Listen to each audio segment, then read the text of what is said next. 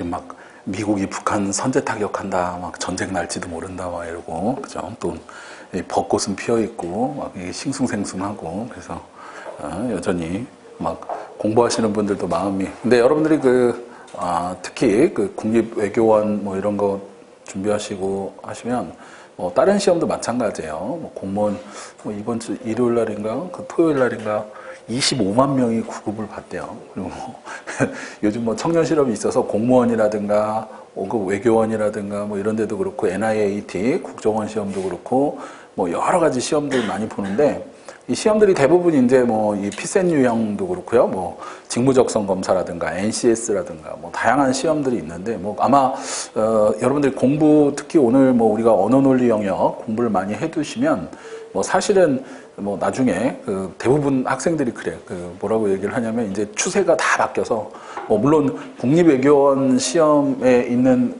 또 행시라든가 예전에 이 외모고시라든가 이런 거 준비하는 학생들이 이런 거를 다 해놓으면 이 나중에 뭐 요즘에는 NCS다 공기업 채용에도 그렇고요.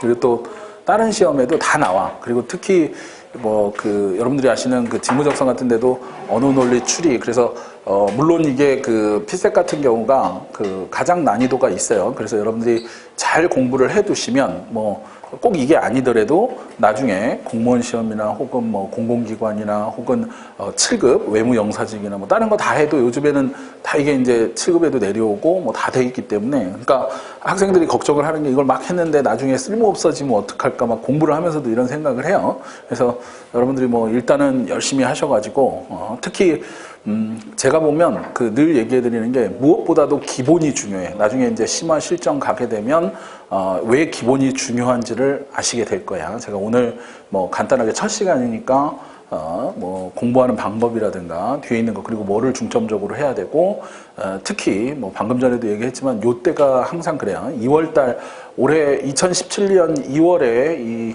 피셋이 있었는데 뭐 특히 여러분들이 뭐 법률저널이나 뭐 뉴스 이런 거 한번 보신 분들은 알겠지만 이번에 언어 논리가 당락을 결정지었다 뭐 1차에 막 얘기를 할 정도로 헌법이 처음 들어갔어 올해. 그러니까 헌법을 학생들이 공부를 막 해갖고 어렵게 막 한 학생들이 되게 욕하면서 나왔어요. 왜 그러냐면 이렇게 쉽게 나올 줄 알았으면 헌법에 투자할 시간을 언어 논리를 더 할 걸 막 이러고 자료 해석도 좀 무난하게 출제가 되니까 아니 왜 이거 근데 사실은 앞으로 경향성이라는 게 있는데 좀 물론 이제 그렇다고 해서 뭐 2018년에 또 꼭 이렇게 나올 것이냐 그렇진 않아요. 그러니까 왜 그러냐면 작년 같은 경우 2016년도 같은 경우에 컷이 좀 올라갔어요. 원래 행시 같은 경우는 75점대 합격 컷이 이렇게 75점, 78점 뭐 이렇게 나왔는데 외교원 같은 경우에는 좀 낮았어요. 70점대. 근데 2016년도에는 조금 언어 논리가 약간 올라갔어 점수가.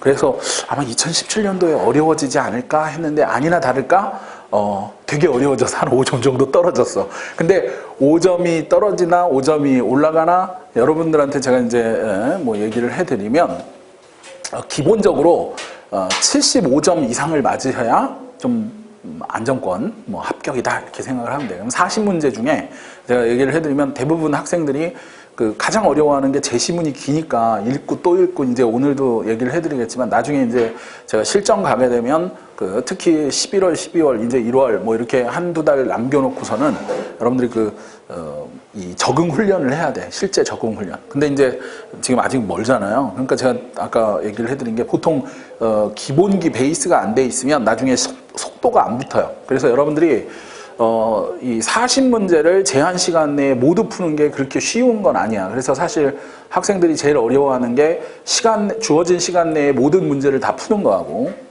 이 두 번째는 40문제를 다 풀었다고 또 다 맞느냐? 그렇지 않아. 정답률이라는 게 있어요. 그래서 여러분들 아까 전에 말씀드린 대로 75점에서 80점. 물론 뭐 저는 80점 이상 맞을 건데요. 이런 학생이 있으면 제가 뭐 그걸 말리진 않아요. 근데 말리진 않지만 어렵다 사실은. 그래서 80점대까지가 뭐 75점에서 80점대까지가 안정적이라고 생각을 하시고 그러면 어떻게 해야 되냐? 제한 시간 내에 최소 38문제, 40문제를 푸셔야 되고요. 그 다음 10개 이상을 틀리시면 안 돼. 근데 7, 8개 정도만 이제 틀린다. 이런 생각을 가지시고 목표로 삼으시고 공부를 하셔야 된다.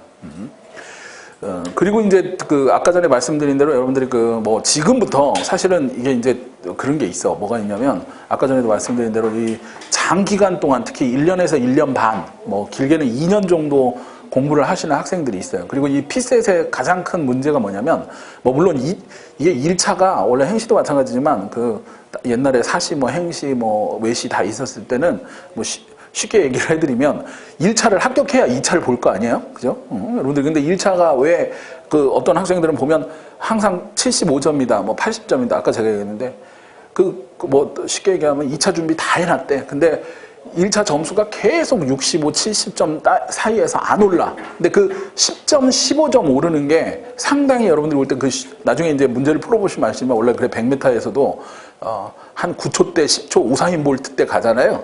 그러면 0.1초 단축하는 게 어때? 엄청 어려워. 그러니까 만약에 아까 전에 말씀드린 대로 제한 시간 내에 40문제, 뭐 90분 내에 40문제를 푸는데 90분에 40문제 못 푸나? 이렇게 생각하시는데 한번 풀어보시면 이제 이게 아까 얘기한 대로 30문제에서 35문제 푼다. 그러면 여러분들이 연습을 열심히 하셔가지고 40문제를 다 풀려고 하면 그 4, 5문제를 한 4, 5분 내를 단축시키는 것도 어렵고요. 또 아까 얘기해드린 대로 내가 자꾸 그래서 이제 오늘 제가 여러분들이 어떻게 하면 좀 내가 기본적으로 한 10점에서 15점 혹은 여러분들이 아마 보통 보시면은 뭐 한 4, 50점에서 5, 60점 나온다고 치면 한 15점, 20점 공부를 해가지고 올리는 방법 어떻게 이제 좀 공부를 주안점을 두고 해야 되는지 그리고 이제 또 가장 중요한 건 아까 전에도 얘기를 해드렸지만 1년, 1년 반, 2년 정도 공부하면요 페이스 조절이 굉장히 중요해요. 제가 가끔 그러는데 이렇게 보잖아. 근데 뭐 딴 데서도 이제 되게 재밌는 게 그런 거예요.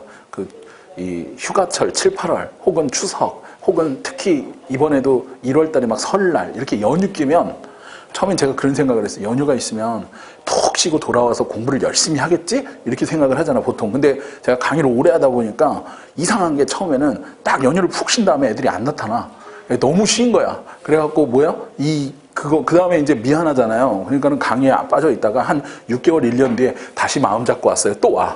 그러다가 한 또 6개월 정도 있다가 또 그 페이스가 흐트러뜨려갖고 또 없어지고 이러는데 지금도 한참 벚꽃 피고 막 연휴 껴있고 놀러 가고 막 친구들 해외여행 간다 이런 생각 하시면 안 돼요. 그래서 제가 가끔 오늘부터 시작을 하신다 이렇게 마음을 단단히 잡으시면 1년이나 1년 반 정도 내가 무인도나 이렇게 외국에 나가서 친구들과 주말에나 이런 데도 그러면 안 돼. 이렇게 딱 연락도 좀 끊고 공부에 매진을 하겠다. 이런 마음가짐을 갖고 좀 하시면 좋아요. 그래서 제가 일단 여러분들한테 기본적으로 PS8 자, 언어놀이 이게 아까 제가 올해 같은 경우에는 아까 전에도 말씀한 언어 논리가 상당히 난이도가 높게 나왔고 특히 난이도를 높게 느낀 점 중에 이제 대부분 생각하는 게 어떤 거였느냐.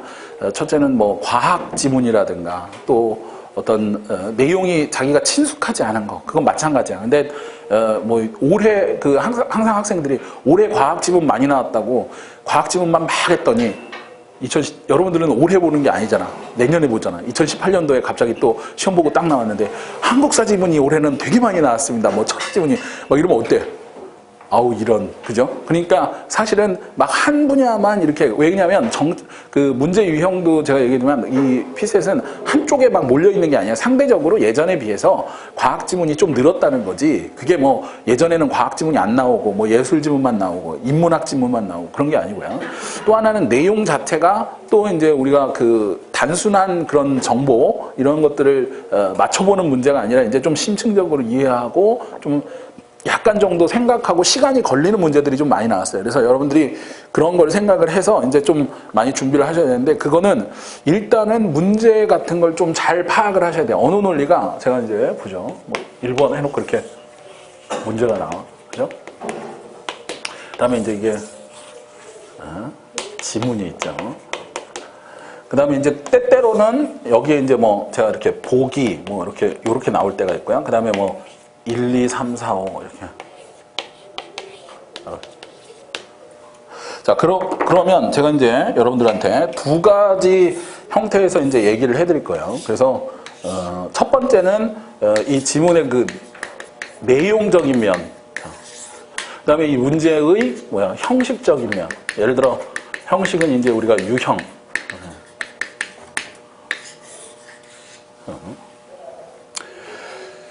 그래서 이제 문제 어느